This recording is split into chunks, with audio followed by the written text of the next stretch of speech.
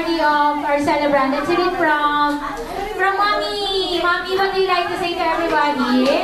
Ayan. Ano po gusto mo nang sabihin sa lahat ng umatenda? Ay, wala. Thank you for coming. Thank you for coming. And of course, I would like to take this opportunity, first of all, to thank our celebrant, Christine, and her family for choosing McDonald's. Hope to see you again. And once again, everybody, lahat tayo mag-shout happy birthday for Christine. 1, 2, 3, shout!